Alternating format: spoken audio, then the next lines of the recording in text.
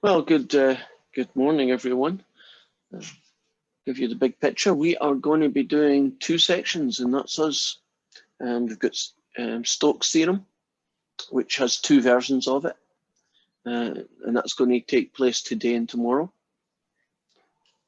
And in the second part, that's going to be Wednesday and Thursday, we'll do the last section, which is Green's theorem. And we still have a test, the last test, test 5. I'm going to do that on Monday, and we're going to have Friday's going to be a review for the test and for the final, I guess, but mostly for the final. And that is us. Now, if you didn't know this, there are going to be 5 tests, but only the best 4 count. So if you've got really good tests in the first 4, and you're pretty sure that you're not going to improve on those, then you could miss out. Skip this one? Then skip it. Exactly. And use that time to get ready for your finals. Okay? So that's up to you whether you wish to do that. If you have a bad grade or you think that you'll be able to improve on the grades that you've got, then I strongly suggest that you do the last test.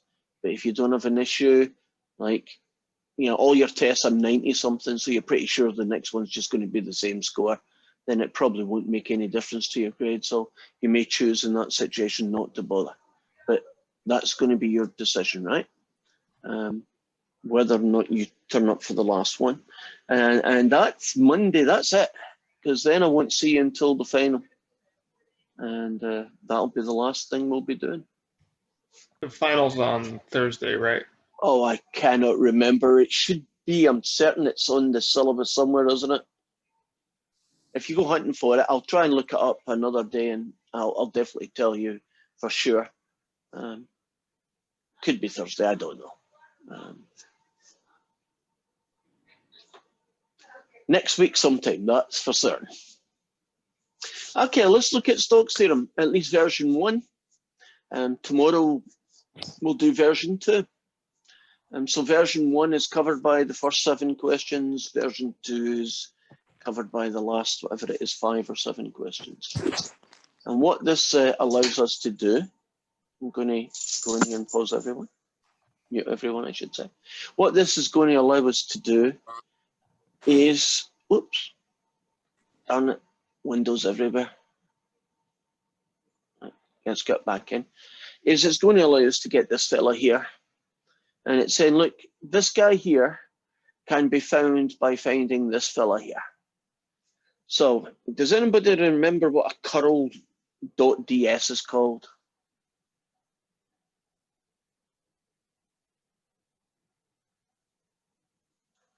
Nope. I think it's called a flux, isn't it? Yeah. Okay, so I don't think the questions mention that this time, but whatever. It says if you want to find this double integral of the curl of f dot ds, then you can redo it, recalculate it, and get this guy, and it's the same thing. It's a single line integral over c of f dr. Now, f is your usual PQR function, but instead of leaving them in the form x, y's, and z's, what we do instead is that we convert them into a parametric form. And the parametric form is based on this fella here. So if you imagine C, which is your curve that you're going to be integrating around, if you convert that to parametric form and call it R of t, then x, y, and z will all get replaced by the x, y, and z coordinates in terms of t of p, q, and r. And r dashed of t, which is the derivative of this guy, dt. And a lot of stuff in this, a lot of things that you have to keep track of, and it's, well, let's jump right in. Here's example 1, which is similar to question 1 in homework. We're being asked to find this curl.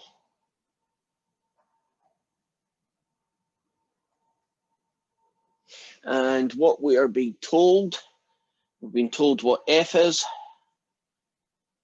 and it happens to be x squared sine z, y squared, and then xy, which is fine. And we're being told what S is, and S is the surface, Z equals 4 take away x squared, take away y squared, and then they talk about it lies above the xy plane. Okay, so first things first. What we've got to do here is we've got to find C.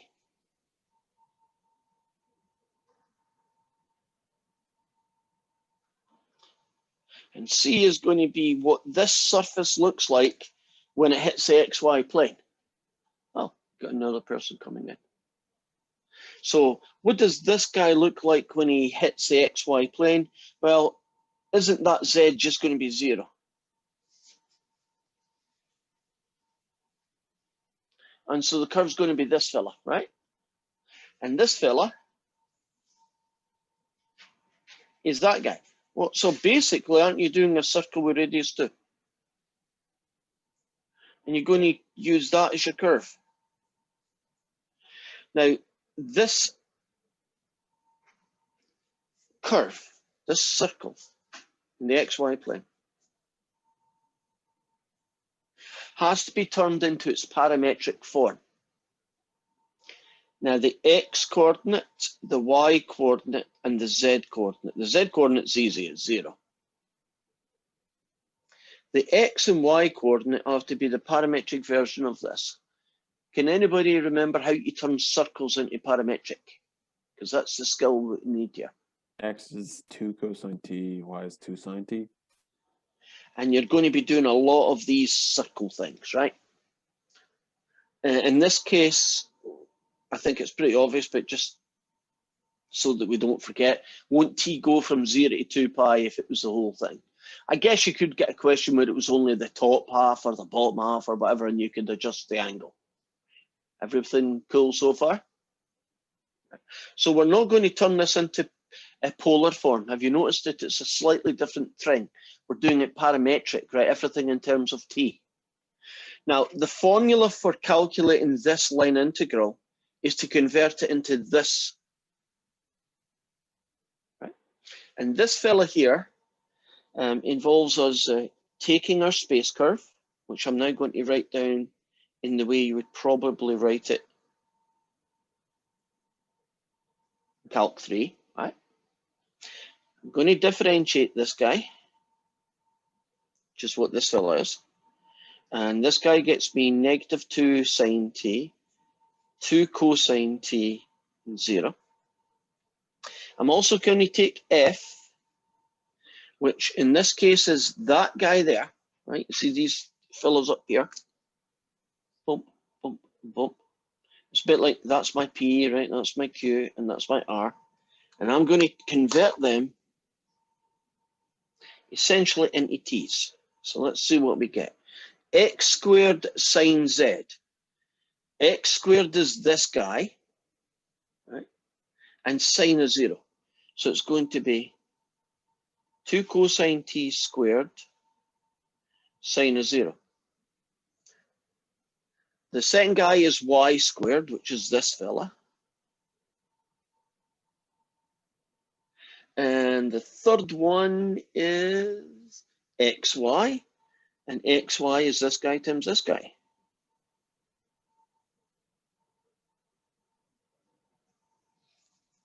Now what I've got over here, basically these two guys here, is pretty much everything I need now.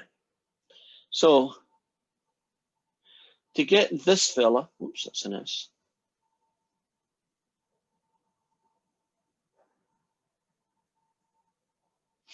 I'm going to do the integral from 0 to 2 pi. It's going to be, oops, I'll have to show you the formula. It's going to be the dot product. I'll just write it down. It's going to be the dot product dt. Now, if you notice that the line integral has just became a Calc 2 integral, or it will be in a few seconds. F happens to be this. Oh, I guess I could simplify this a little bit. Isn't the sign of 0, 0, so the rest of it doesn't matter. This guy becomes 4 sine squared t, and this guy here becomes nothing except what it already is. So it's going to be this fella.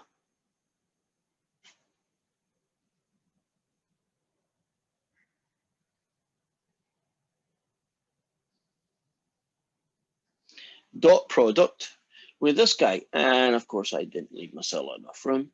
So negative sine t, 2 cosine t, 0 dt. Well, let's see what that looks like.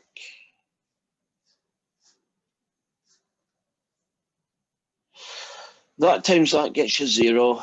That times that gets me 4 sine squared t times 2 cosine t.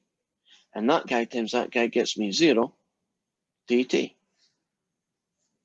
So it's integral from 0 to 2 pi of essentially 8 sine squared t cosine t dt.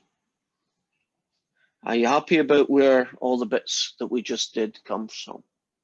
So you take f, this fella, dot product with the derivative, this guy, and you get a whole load of zeros, and the two guys in the middle are basically this guy. Uh-oh. Did I do that right? 4.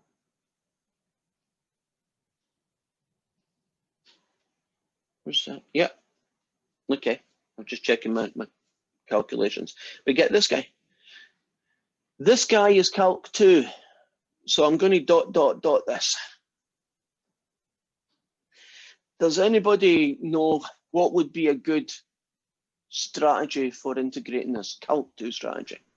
U sub? Using U sub. Agreed. Who's the U sub going to be? Sine. Okay, so we cool with just going dot on that? I believe the answer is 0, but don't quote me on that because I could be wrong.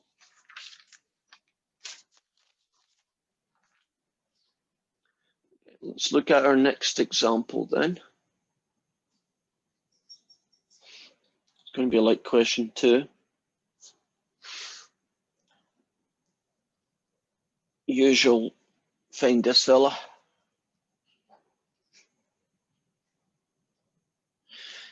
In this case, the vector function is z e to the y, x cosine y, and x z sine y.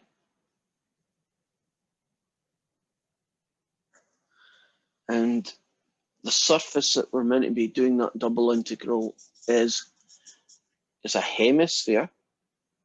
Try to spell it right.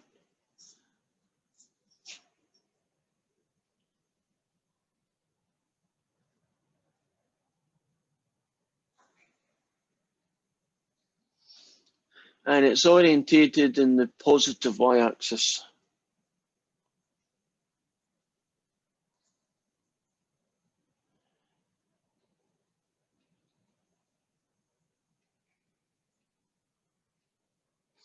Right, can you imagine you took a sphere, right, the surface of a sphere, but you split it so that the y was 0 and you were projecting along the positive y-axis. So you're doing the, well, I'll try it, but I doubt if I'll draw it very well.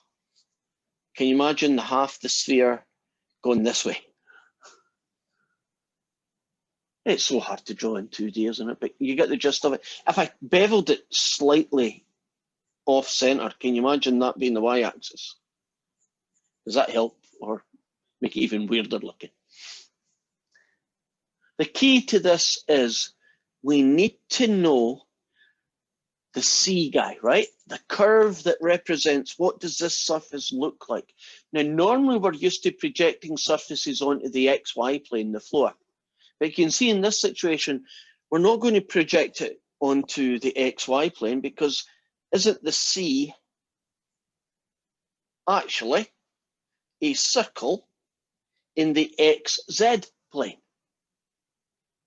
And the XZ plane is not that big a deal, because doesn't that become 0?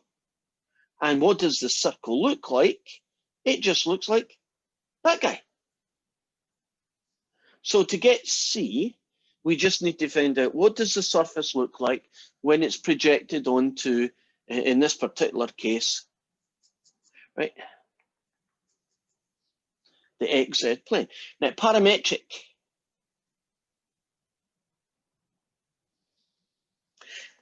That's essentially a circle, right? So can't I just make 2 cosine t, 2 sine t, and what will I make y then? 0. 0. Now, in a more difficult version of that, can you imagine the exact same picture, but they didn't slice it where it hit the xy plane, but they sliced it like at y equals 1. They just cut it in a little bit further, right? Well, wouldn't they only change here to make that y equals 1? Right, if they sliced it a little bit further along, you might have a y equals 2 or even a y equals 3. So the orientation and the circle pretty much stay put, right? The y value is the slice, and if they hit exactly on the plane, it's going to be a 0. If they hit it anywhere else, it might be a 1 or a 2 or even a 3. So put that package together, and now we have 2 cosine t, 0, 2 sine t, right? Now I need the derivative. So negative 2 sine t, 0, 2 cosine t. Oh, by the way, and right, it's still going to be a full circle. Now, what does f look like? Well, when you replace the x's with this, the y with this, and the z's with that, let's see what we get. Z e to the y. Z is 2 cosine t, e to the y. X cosine y is the next one.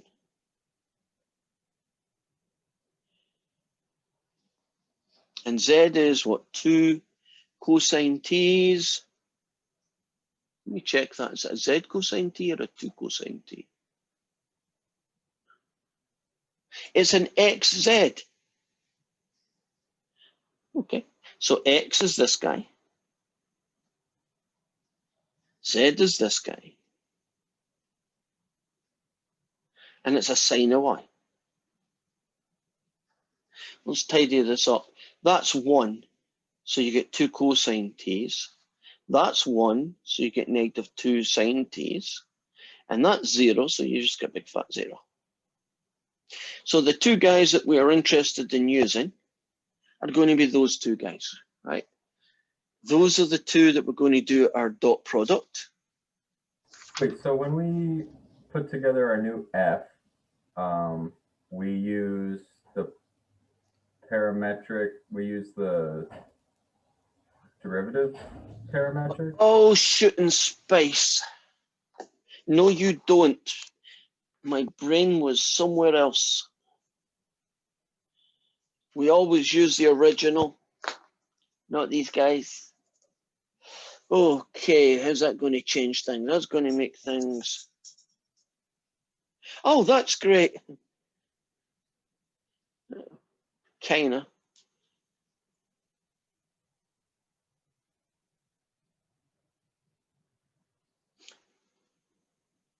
Yeah.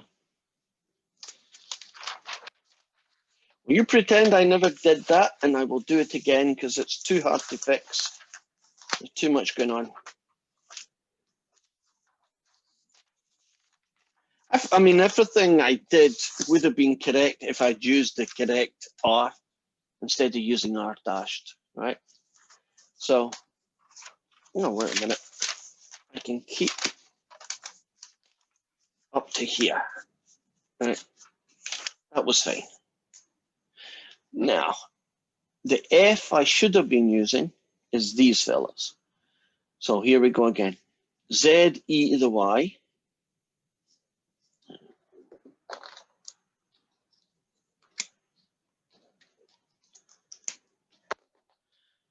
Z, 2 sine t, e to the y. X cosine y,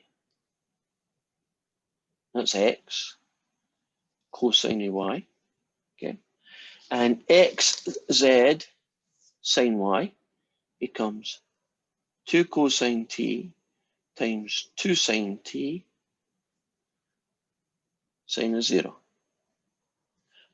And that gets us 1, so it's now 2 sine t. That gets me 1, so it's 2 cosine t. And that gets me nothing. And it's going to be this guy and this guy. So this double integral, according to Stokes' theorem, you can calculate it by just finding that guy. And it's going to be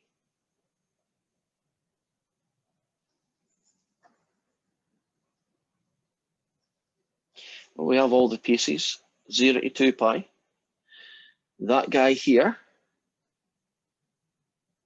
now with the correct pieces, and the derivative,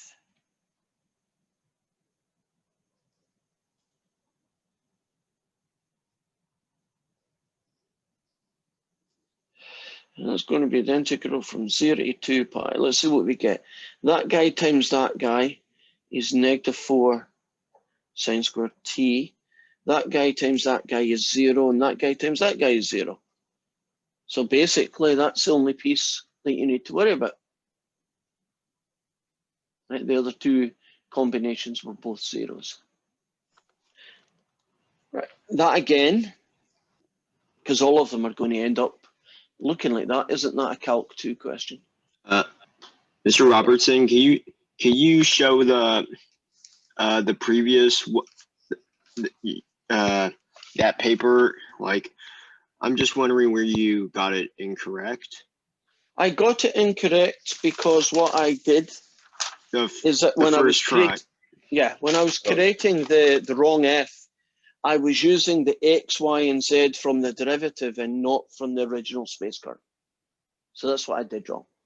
So I used this is x, this is y, and this is z, when I should have been using, as I did here, this is x, this is y, and this is z. Okay. So that's what I did wrong. So, take that again. Right, this guy is Calc 2. Tell me the technique you're going to use to integrate this fella, because U subs will not work. I'll change that into 1/2 minus 1/2 cosine theta. So convert the sine squared t into that and then make it look pretty. That's how you would do it. Okay, keep an eye on me in case I do that mistake again. Sorry. Yes. Can you show the mistake again? I'm not sure why you want to see the mistake, because the mistake is a bad thing to know. I'm still confused where you got it incorrect. Just one last.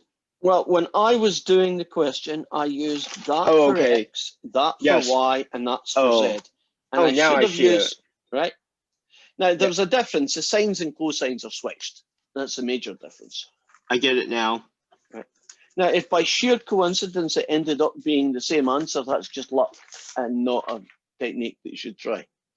I'm not saying it's the same, but it might be. Are we good? Right. This is going to have a kind of flow to it where you're going to have to find the parametric curve. Everything converts into a Calc 2 integral, and pretty much from that point onwards. Okay, what have we got here? Okay, let's get this one set up again. This is essentially the third one. They're all asking for the same thing, so I'm not sure why I'm writing this down, but I guess I'm doing it for completeness. Now, the vector function that we're going to deal with is a really ugly looking thing.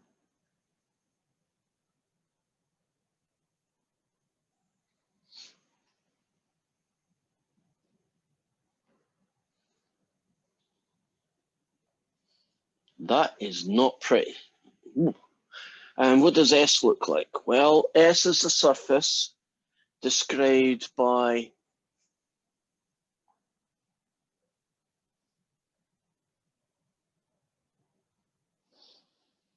that, which I believe is a cone, but it's orientated along the x-axis.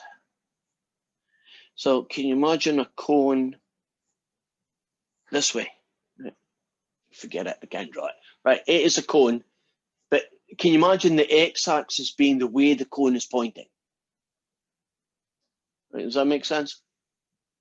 Right, so we're looking at what the curve looks like, and they go in, and I'm not going to write the whole sentence down, but it says orientated in the direction of the positive x-axis. So what we're looking at here is essentially how to generate what does that look like when you project it. Whoops, wrong direction. When you project it onto the ZY, right? So we're not projecting it on the floor, we're projecting it that way, right, onto the YZ plane, which is kind of makes sense when you look at the way it's written. Well, if I rearrange this guy and I plug in 4, right, and then I square everything, is it a little bit more obvious what the curve looks like? Isn't it just another circle? But it's a circle using Y and Z this time. So we have an X, we have a Y, and a Z. And the circle has a radius of 4. So if you imagine what it would look like on the YZ plane, it's this guy, right? It have 4 cosine t, 4 sine t. What about X?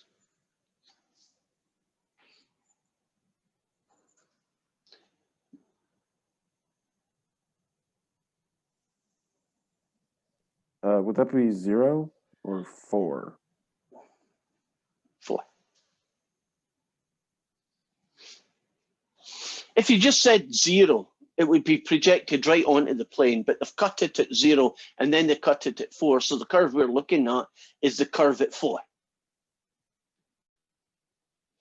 So that allows us to get our parametric equation.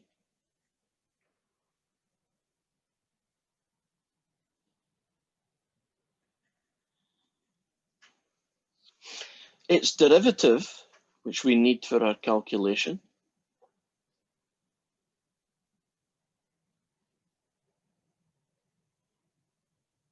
looks like that. And our F is this horrible mess, but try and remember it this time. X, Y, Z. Boom, boom, boom. Right. So let's see what we get. The inverse tan of x squared yz.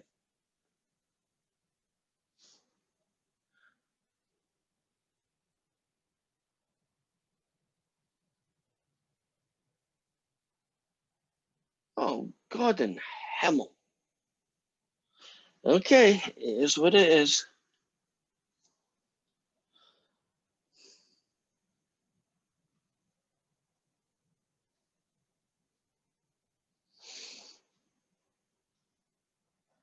I'm really just, what's the word?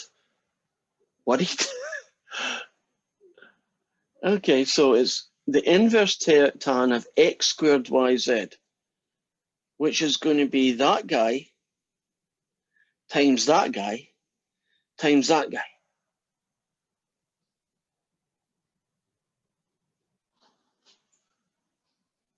What on earth is that? 16. Okay, you got to trust the math.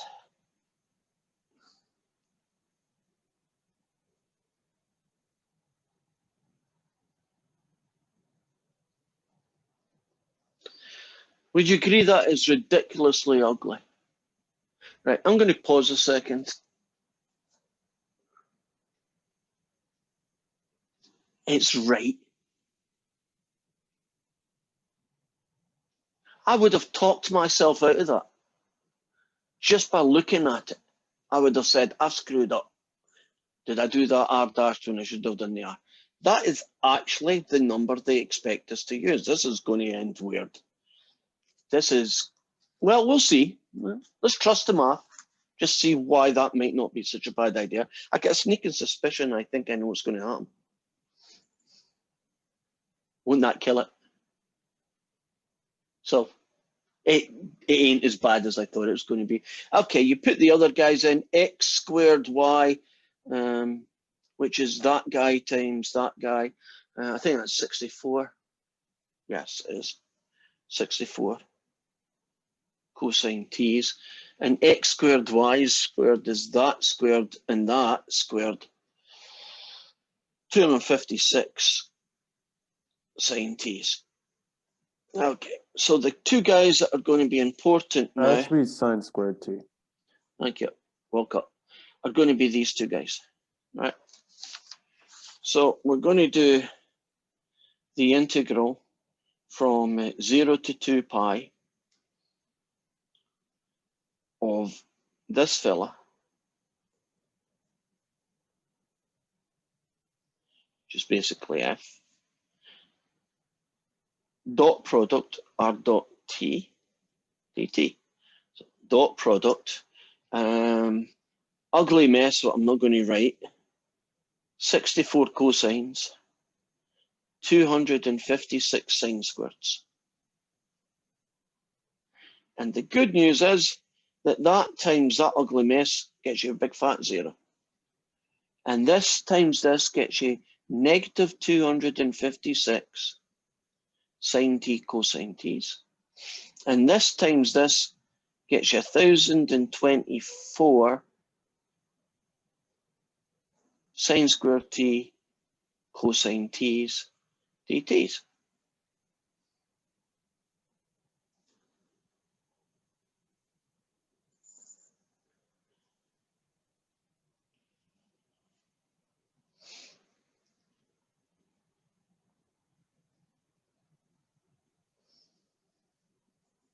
I think I just decided to split them into two separate bits.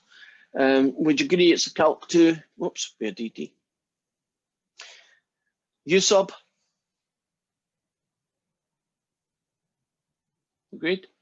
How about I deal with this fellow over here, the one on the right hand side? Also, you said. Oh, okay. Might even be the same U sub, in which case sine t. Right. So dot dot dot dot. I guess I should have trusted the math. When you look at that, it looks really scarily ugly, but when you see how it works, it ends up being nothing. If that had survived, wouldn't we have one of the ugliest looking integrals in the world? I'm not even sure how you would even try and solve it. But it didn't survive, so it ended up not being an issue.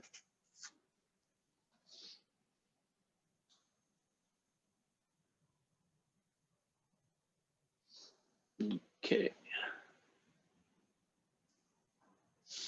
Let's see what we're going to do next.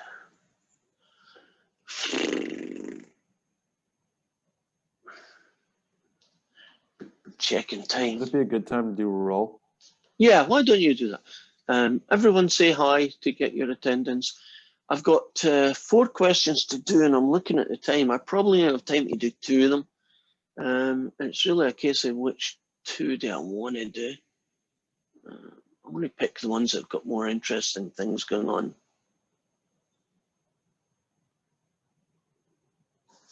Yeah, I think I'll do 4.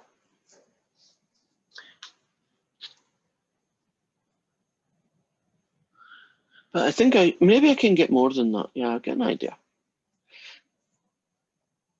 I won't do 4 to the part where Calc 2 kicks in.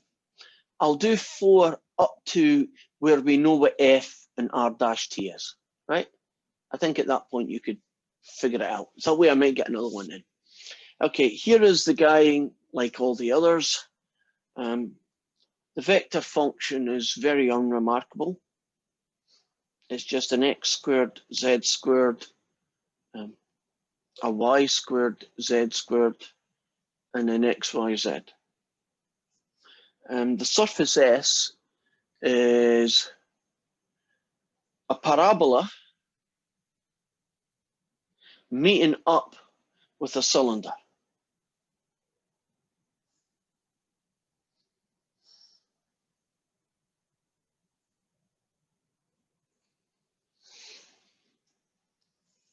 Phew, yikes. So we got to figure out who the curve is. So can you imagine a vertical cylinder? That I could probably draw. Can you imagine a vertical cylinder meeting up with one of those, it looks like somebody's hat, you know, the ones that curve up the way? So can you imagine that there's a curved thingy bob? Won't see the curve be the intersection of those two.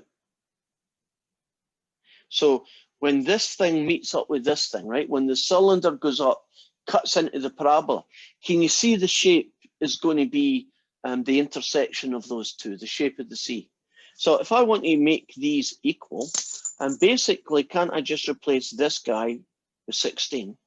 And so we get Z equals 16. And what does that tell me? It tells me that the intersection happens at the height of 4. Great. Now, what does the X and Y look like? It looks like this guy. So I'm going to do X is 4 cosine T, Y is 4 sine of T, and Z is just 4. So can you imagine a circle of radius 4 floating above at a height of 2? So the intersection of these two things would basically be a circle floating at Z equals 4. Does that help? Right. Now, that gives me my R of T.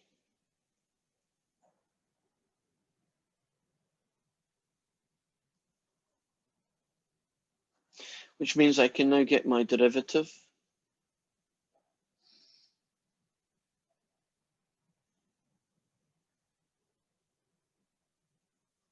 And convert the F, which is this ugly mess, using that for X, that for Y, and that for Z. At this point here, can I just do a dot, dot, dot? Can you imagine X squared, Z squared is just going to be that guy squared and that guy squared? And X, Y, Z is going to be that guy times that guy times that guy.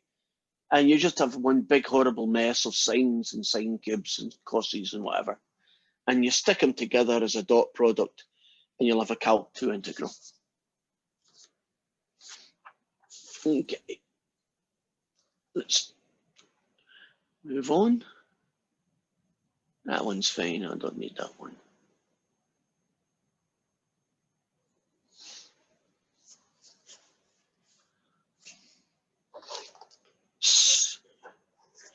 See if we can set up 6.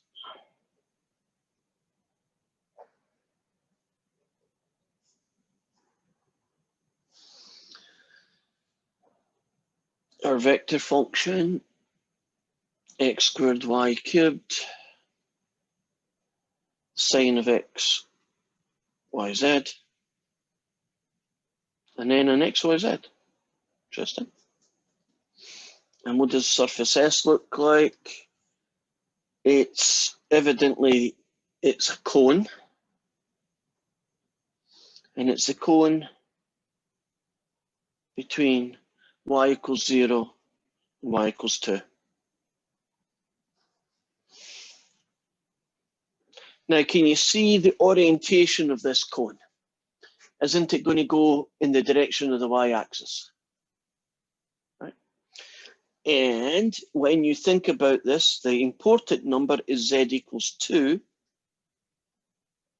because don't you essentially get a circle at the position y equals 2?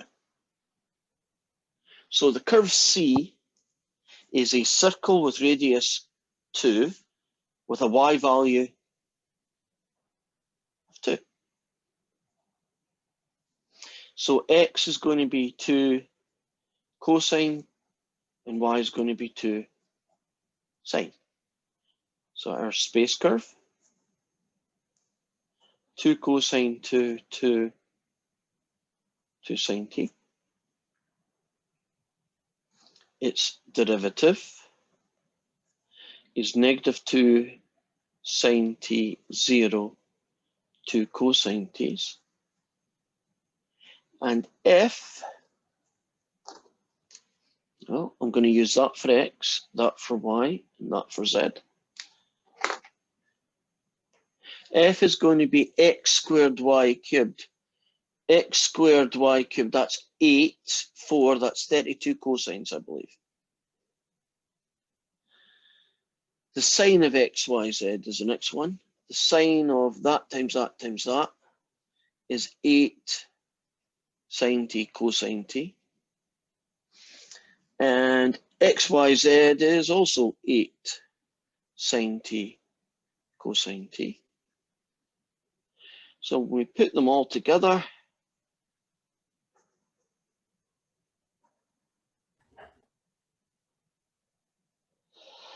We get that guy times that guy, which is -64 sine t cosine t. That guy times that guy, thank goodness, is 0. And that guy times that guy is plus 16 sine t cosine squared t dt. Okay, I think it's time for a dot, dot, dot now. U sub, you're finished.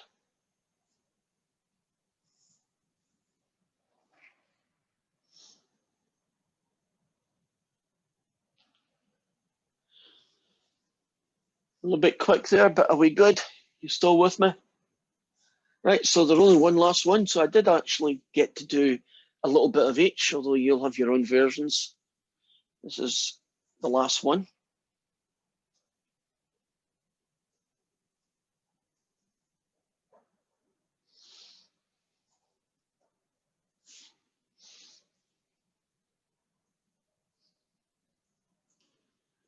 Four y cos of z e to the x sine of z and x e to the y.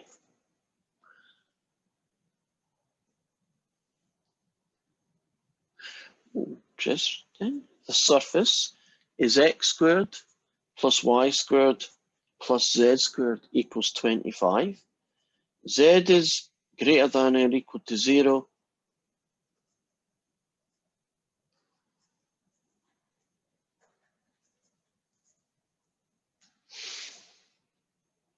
Orientated upwards.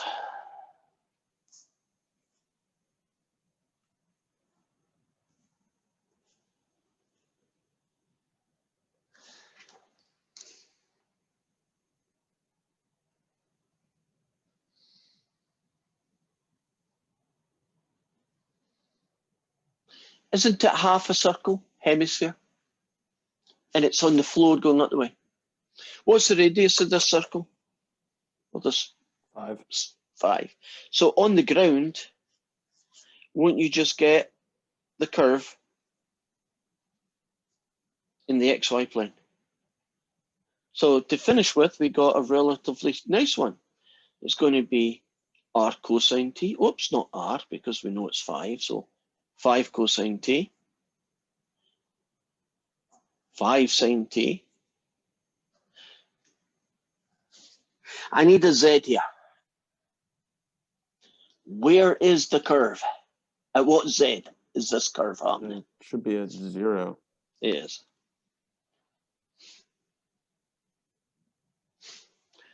So r of t then. 5 cosine t's, 5 sine t's, and 0. Its derivative then is -5 sine t's, 5 cosine t's, and still a 0. And f.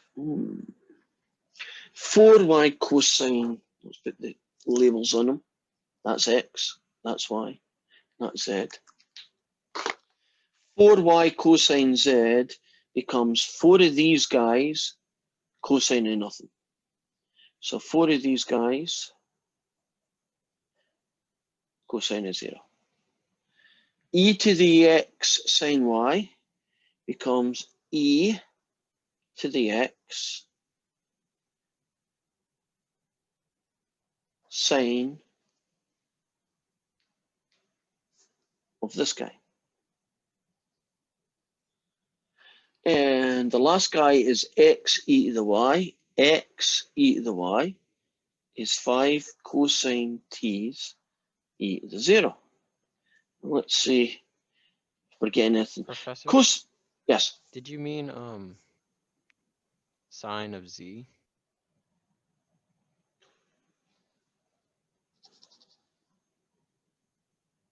Did I mean sine of z? Let's check. I did. And the sine of z is just the sine of 0. Okay. So that's 1.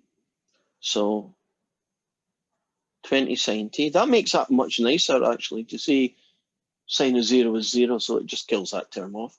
And that's worth 1.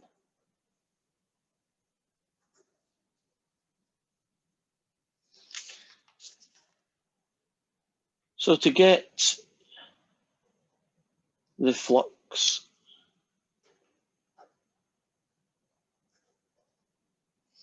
we're going to do the integral from 0 to 2 pi, and it's going to be the dot product of this fella.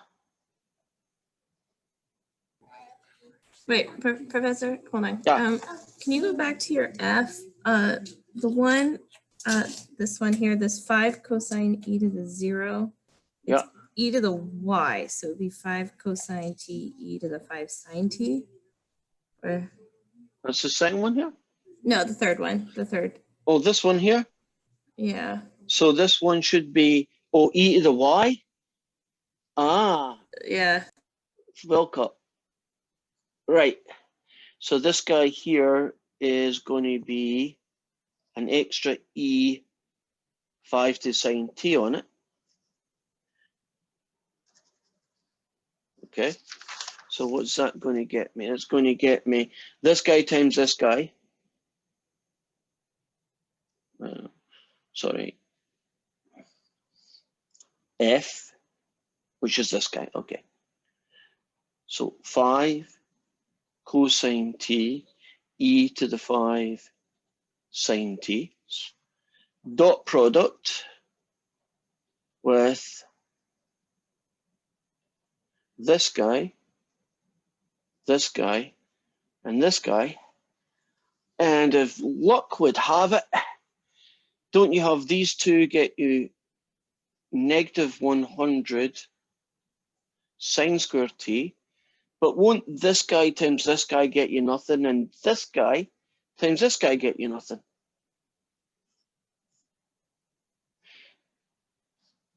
So I ended up that it didn't matter, but that doesn't mean it shouldn't have been fixed. So it should have been. Okay, how are you going to do this guy? Identities. Yeah, which one? Half angle. I Yeah, believe. you're right.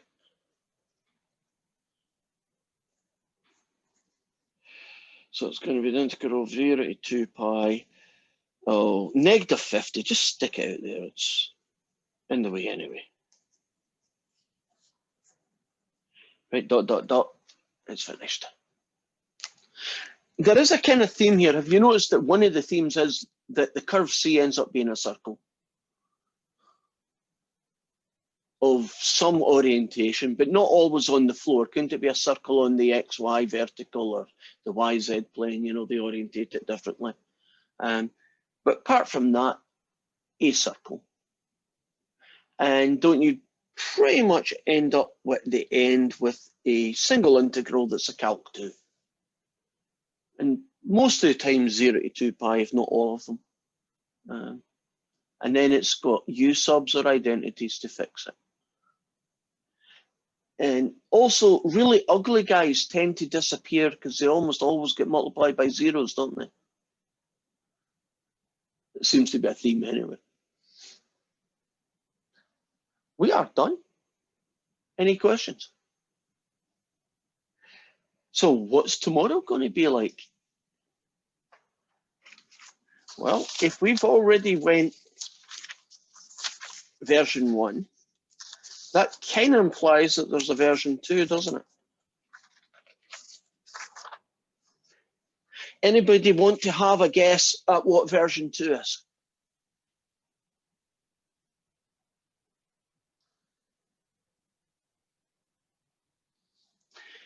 Version 1 goes this way. Version 2 takes this guy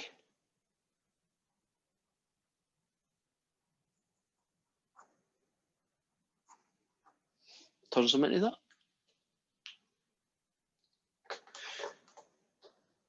The reason you need Stokes' theorem, why you're doing this is, don't we have a technique for doing this? Wasn't that last week's? Can you remember it involved calculating the curl and partial derivatives with X, Y, and Z and all sorts of other stuff, and eventually you got your answer.